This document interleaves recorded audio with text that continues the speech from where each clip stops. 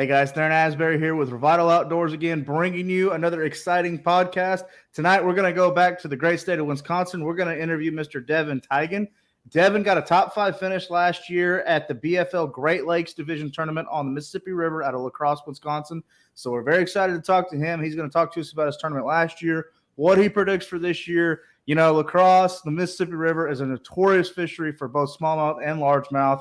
There's been numerous professional tournaments up there. Nearly one professional circuit goes there every year. So phenomenal fishery. Devin's got a hell of a reputation up there in the Mississippi River area. He's got a great career for himself. And so very excited to be interviewing him tonight. Before we get started, don't forget Revital Outdoors is very excited to announce we are doing a $2,500 giveaway at the end of the season. That lucky angler will win that sweepstakes giveaway, and we will choose the winner for that. In order to enter for the giveaway, all you have to do is you see the scrolling banner below this video, hit the link at the top of the description below this video and enter in. It just takes 2 seconds to enter all your information, and then you will be in for that giveaway. Again, that lucky winner will be selected at the end of the season. Also, make sure you subscribe to our YouTube channel if you haven't already. Check us out on Facebook and Instagram. That's Revital Outdoors. And if you've never heard of Revital Outdoors, we're a premium CBD company. We offer premium CBD products to all the outdoor enthusiasts out there. You can purchase them directly off our website, revitaloutdoors.com. Remember, our products are made in America and 100% THC free. That being said, let's go ahead and bring Devin right into the studio. How you doing this evening, bud? Hey, thanks for having me. Absolutely. Appreciate you taking time out of your evening to join us on this podcast. Well, first and foremost, over your left and right shoulders, not many times I get to say that, we see that you've amassed a very good career as a tournament angler. You're a grassroots guy. You fish a lot of opens, BFLs. I think I've even seen you fish some Toyotas. So you've done a lot, in your career, made a name for yourself. Congratulations to you. But let's talk about the Mississippi River out of LaCrosse. Last year with the Great Lakes Division, you got a top 5 finish. Tell us a little bit about that tournament last year. Well, the pre-fishing wasn't the greatest for me. I had 2 days to pre-fish, and the first day of pre-fishing went okay. It was kind of an early tournament, a couple weeks earlier than probably normal.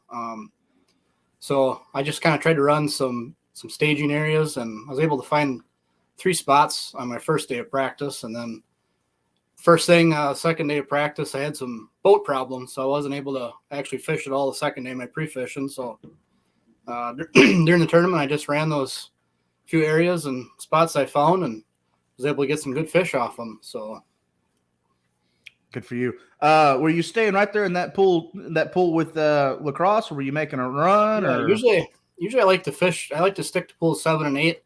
I don't know the water very well on pool 9. I probably know pool 7 better than pool 8, but last year I just stuck to pool 8. Like I said, my plan was to do some pre-fishing on pool 7 the second day, and I had boat problems, so I stuck to pool 8 all day and panned out pretty good. Good for you, man. Good for you. So, well, tell us a little bit about last year as far as what stage the fish were in. Were you catching pre-spawn fish, or were you catching them up shallow, getting ready to spawn, or what kind of stage were the fish? And were you targeting largemouth or smallmouth? I was targeting smallmouth. The fish were pre-spawn. All the fish I caught were staging fish. Smallmouth. I did weigh 1 largemouth. I caught a handful. I actually caught quite a few fish that day. Few decent largemouth. I weighed 1. Otherwise, second spot I pulled up to, I was throwing a jerkbait and hooked into one. Felt really good. Ended up having 2 fish on. Landed them both. One was 4. One was 3 pounds. So pretty exciting on the second spot. That's how it is a lot of times early spring on the Mississippi River. When you find staging fish, you can catch one right after another, 10, 15 casts in a row. And that's kind of how it was that day. I just kept rotating spots, and it'd kind of quiet down. So I'd leave for a couple hours, come back, able to pick off a few more and do some upgrades. And so that day actually went really good for me. Okay. Looking at the Mississippi River, especially that pool 7, pool 8, they're around LaCrosse. One of the common themes that I see throughout the entire year, from pre-spawn to spawn to post-spawn, is anglers really being able to target the backwater eddies right off a main river point, what they kind of consider as an oxbow. Is that something you were pertaining to, or are you going way up in the backs of the creeks? With being an earlier tournament, a lot of fish hadn't made it to the spawning areas yet, which will probably be the case this year. The weather's been really cold, like unseasonably cold. Like we had a lot of days we barely made it out of the 30s. It's been snowing, so the water's still really cold, and I think the fish are just starting to move from their wintering areas to their, spawning areas. So I'm guessing fish are going to be staging just outside those main spawning areas, and that's what I focused on last year, and it's supposed to start warming up now. So I'm guessing, there might be a few fish caught on beds. So we'll see. I guess I'm going to be focusing on staging areas. I'm pretty much cover everything though. I'll go up real shallow, and the river's been pretty muddy and high lately, so it might be kind of hard to actually see fish on beds, but there's a lot of areas that are kind of known for spawning, so you can kind of go through and, just nitpick those areas and catch fish off beds without actually seeing them. So right, some of that going on. Okay. In terms of last year, how many keepers did you catch? I probably caught 40 to 50 keepers. Really? Day. Wow. Yeah. First spot I pulled up, I caught a limit probably within 15 minutes, called a couple times. And then the next spot I went to, I probably caught 30 of them, all smallmouth. A lot of nice, good quality ones. So it was a fun day.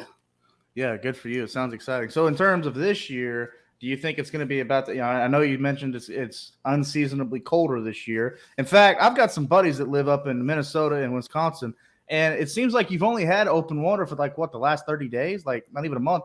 Yeah, there's just the last couple of weeks, I'd say a lot of the backwaters probably got rid of the ice. So holy cow. So yeah, here we are, mid-May. So you've only had open water since around the 1st of May, late March.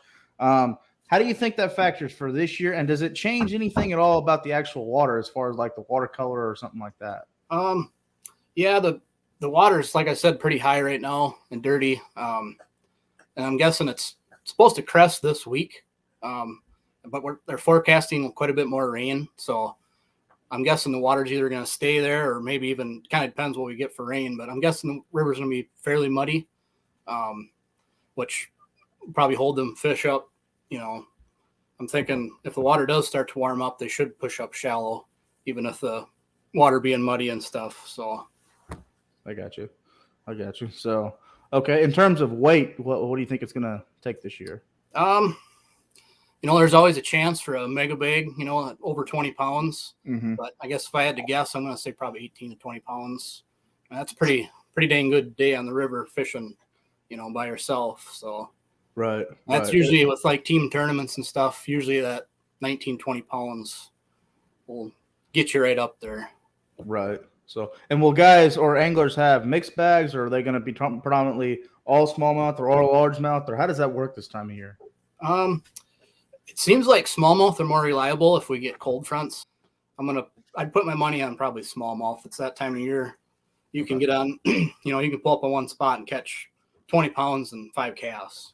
So, but definitely largemouth. I mean, the last few years, it seems like they've been kind of more dominant with throughout the summer and fall and stuff. But there's always, like I said, you can always pull up, find that right spot, and 5 casts, catch 20 pounds of smallmouth. So, right. In terms of a co-angler fishing this event, what would you recommend to a co-angler to bring?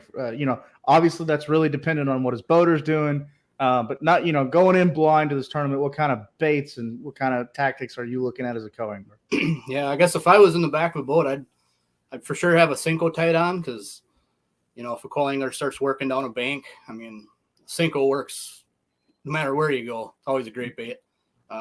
I'd also probably have a jerkbait tied on.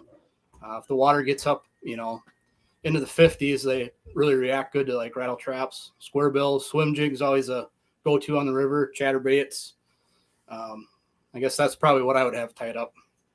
Absolutely. So, well, Devin, I really appreciate you coming on our podcast and giving us a lot of great information about the Mississippi River out of LaCrosse. Before we let you go, I know you got a great family support system, a lot of people that support you around the LaCrosse area where you live. So anybody you'd like to give a shout out or a thank you to before we let you go? Probably my wife for supporting me and let me do what I love to do, and all my friends and family, I guess. Absolutely. It's always important. At the end of the day, that's the most important sponsors you can have is those people. So, well, Devin, I really appreciate you coming on board to our podcast. For all the listeners out there, you've been listening to Mr. Devin Teigen. Again, a top 5 finisher from the Great Lakes Division BFL tournament last year on the Mississippi River out of LaCrosse. So thank you, Devin, for coming on. Make sure you follow Devin on Facebook and Instagram.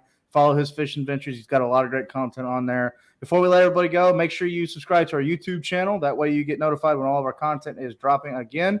You've seen the scrolling banner throughout this video. Make sure you hit the link at the top of the description right below this video to enter our $2,500 sweepstakes giveaway. Again, that lucky angler will be chosen at the end of the season, so we're very much looking forward to that. But you have to enter to get in. It only takes 2 seconds, so take the time to do that. From all of us at Revital Outdoors, I'm Theron Asbury. Thank you for tuning into this podcast. Be safe out there. God bless, and we'll talk to everyone very, very soon.